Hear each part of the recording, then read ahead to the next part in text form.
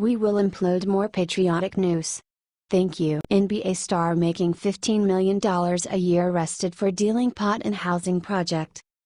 Veteran NBA star Zach Randolph was arrested on a marijuana charge at a Los Angeles project on Wednesday after few police cars were vandalized. There is a possibility that he will be charged with a felony over 2 pounds of marijuana in his possession. That is a large amount of marijuana found. The NBA star was taken into custody immediately. The police suspect that he intended to sell the marijuana in Los Angeles housing project. The marijuana was found in a large backpack. However, his agent and attorney Raymond Brothers defended him by saying that the charges are false and misleading. He is looking for options in order to solve this problem. TMZ reported that once Randolph, and another suspect, were detained, the crowd quickly turned chaotic. According to the police, a patrol officer saw that the crowd was drinking and smoking marijuana at the Nickerson Gardens project in Los Angeles. They were also partying and blocked the streets. Officers called for backup when the crowd grew and people began throwing bottles and rocks, according to Daily Mail. Although police vehicles ended up with busted windows and slashed tires, no officers were hurt during the chaos. The officers formed a battle line in order to restore order. In the end, the police recovered 2 guns, drugs, a significant amount of cash and 2 vehicles were impounded. It's unknown whether any of these things belong to Randolph. Officers also arrested Stanley Walton, 43, who is an ex-convict on suspicion of possessing a gun. It remains unknown whether Walton has a lawyer or not. The former basketball player was released on Thursday as bail was set at $20,000. His next court date is scheduled on August 31, according to Daily Mail. Before Randolph signed a 2-year contract with the Sacramento Kings in July, he spent years with the Memphis Grizzlies. He has also played for Los Angeles Clippers and New York Knicks. His latest signed contract is actually a $24 million deal. Neither Randolph nor representatives for the Sacramento Kings commented about the incident. This is a developing story. Stay with us for further updates.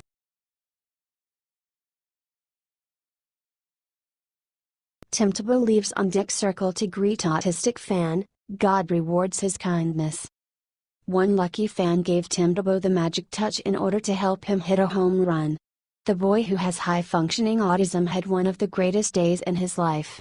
Tebow never met the 10-year-old boy, whose name is Seth Bosch.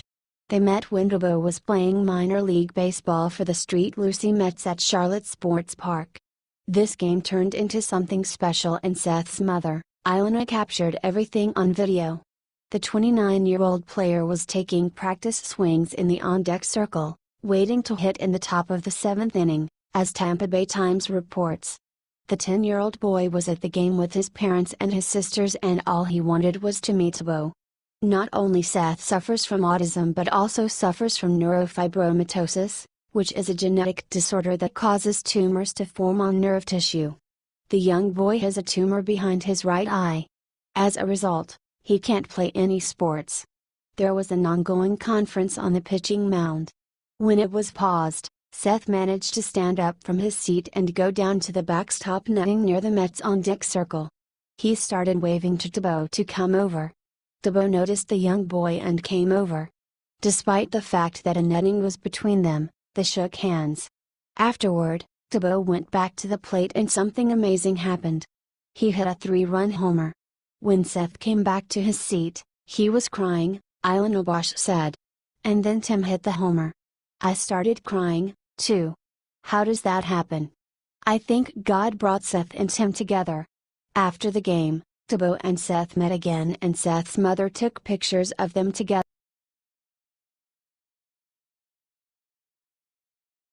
Trump gives McConnell 2-word order every lazy politician dreads and even liberals are cheering. President Trump is back on Twitter with another very important message. He, on Thursday, directly told Senate Majority Leader Mitch McConnell, RK, to get back to work, fast. He was referring on advancing the GOP agenda. For McConnell, Trump this week indeed expressed more frustration than ever before, reports The Hill. If you don't remember, McConnell expressed his opinion about Trump's excessive expectations for his agenda.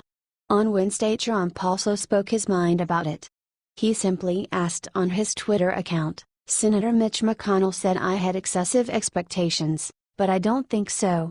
After 7 years of hearing repeal and replace, why not done? The goal is to end Obamacare and they need to understand this as soon as possible." Trump is frustrated because they are still not able to pass a new healthcare plan. Can you believe that Mitch McConnell, who has screamed repeal and replace for 7 years, couldn't get it done? Trump tells, must repeal and replace Obamacare. Regarding this issue, Trump's spokeswoman confirmed that currently is an ongoing frustration with the Senate leader. You can see the president's tweets. Obviously, there's some frustration. I don't have anything more to add, Huckabee Sanders told the reporters. Currently, the president is working and tweeting from his golf club in Bedminster. We will be working from over there for about 17 days due to White House renovations. The health care bill, on the other hand, is a serious issue that needs to be solved, and these men in the Senate better start paying attention.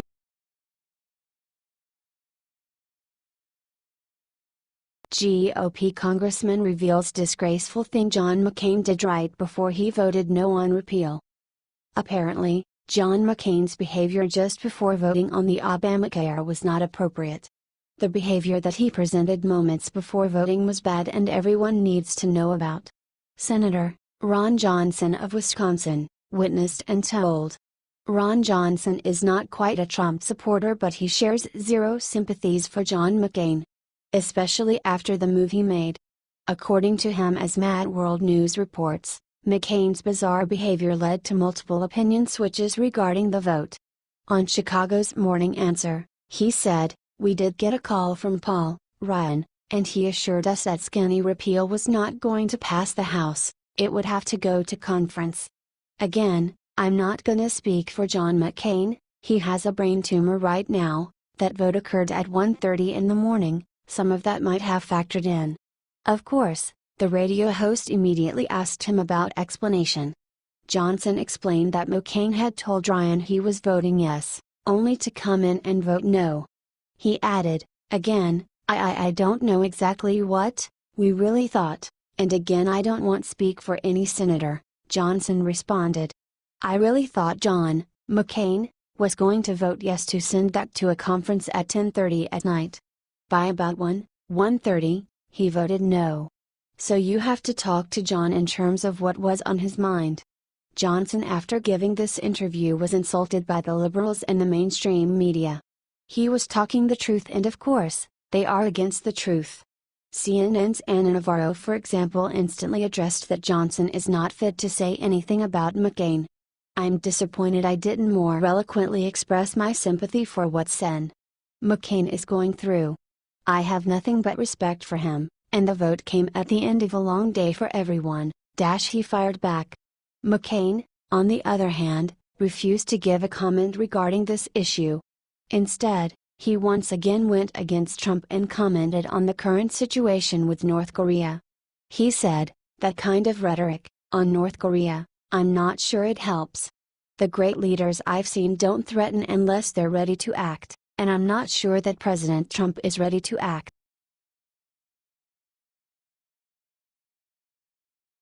Breaking: CNN fires Trump surrogate Jeffrey Lord for defending Hannity. Political commentator Jeffrey Lord, who worked at CNN, was fired by the network after his latest tweet. He tweeted Sieg Heil, which was a victory salute used by the Nazis at political rallies. "Nazi salutes are indefensible," a CNN spokesperson said in a statement. Jeffrey Lord is no longer with the network, Huffington Post reports. The tweet was directed at the president of the liberal group Media Matters for America, Angelo Carusone. Lord wrote an op-ed calling Media Matters a fascist group for launching a campaign to get advertisers to pull their support for Fox News' Sean Hannity, Huffington Post reports.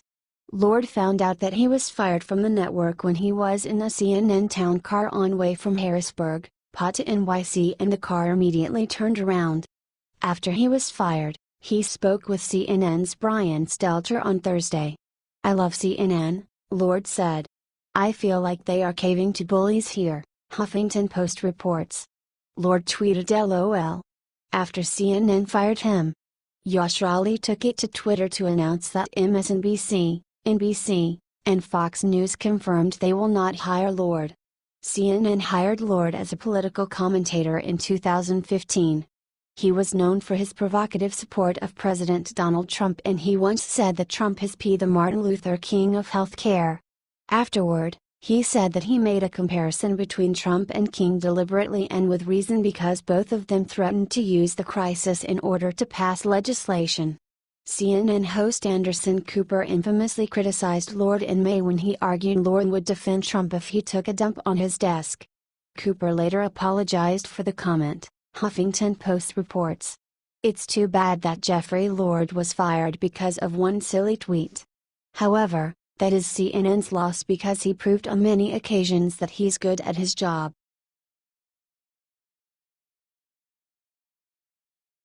McCain's deathbed secret just revealed about what he did to soldiers he was in captivity with.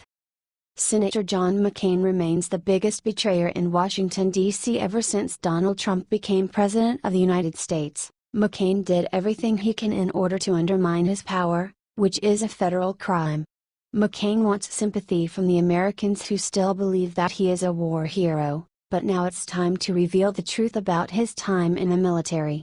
Although his military records about the catastrophes and scandals in the Navy are sealed, it was recently reported that McCain is responsible for the death of 134 sailors.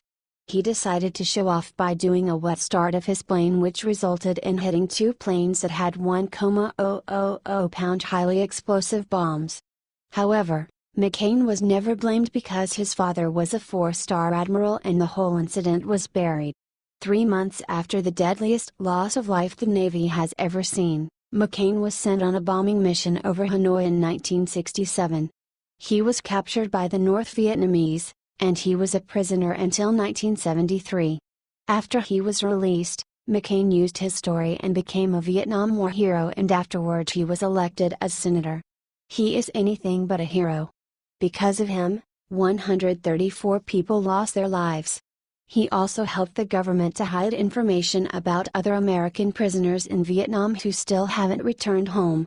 Although McCain has a sworn testimony by 2 defense secretaries of the men left behind in Vietnam, he continues to lie to the public that there were no other survivors. This is so bad for the families who still don't know what actually happened to their loved ones. As Freedom Daily reports, using his position as a senator, McCain would be behind the scenes quietly pushing and sponsoring federal laws that would keep the most damning information about our pals buried through classified documents. According to the government documents, numerous prisoners in Vietnam didn't return under President Nixon, who signed the peace treaty in January of 1973. Only 591 were released, including McCain. President Nixon promised the Vietnamese that the United States will help with a post-war reconstruction without any political conditions. However, the Congress didn't approve, and as a result, Vietnam was furious at the American government and didn't release more prisoners. Although this was supposed to be a secret, the CIA admitted that the missing men were killed by the Vietnamese because they were no longer useful to them.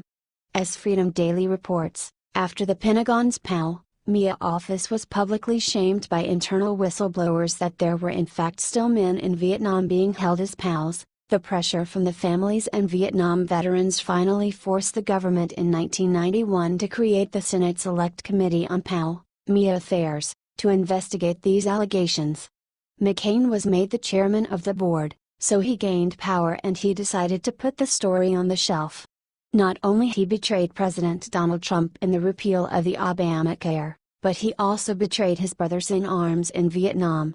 After the Congress proposed the Truth Bill regarding the missing soldiers, McCain voted against it. Although the bill became law in 1991, the families still couldn't find out the truth about their loved ones. McCain worked together with Kerry in order to bury the latest piece of evidence about the missing soldiers. McCain screwed over the PALs in ways such as authoring a crippling amendment to the Missing Service Personnel Act, that stripped away the obligations that commanders were previously held to of speedily searching for missing men and reporting these incidents to the Pentagon, the American Conservative reported. The thought that McCain made Pinkerton chiefs to lie under oath about the men left behind disgusts me. He even buried all the evidence, including documents and satellite photos. People should know the truth. He is no hero, he is responsible for 134 deaths. He is also the biggest traitor and an enemy of the American people. Next page.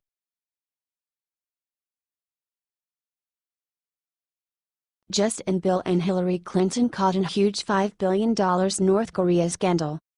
Tensions between North Korea and the United States rise every day. North Korea is planning to attack Guam, which is U.S. territory in the western Pacific Ocean. The North Korean leader Kim Jong-un promised to launch a missile that will hit Guam. As a response to the threat, the U.S. President Donald Trump said that North Korea will meet fire and fury if the country continues to threaten the USA.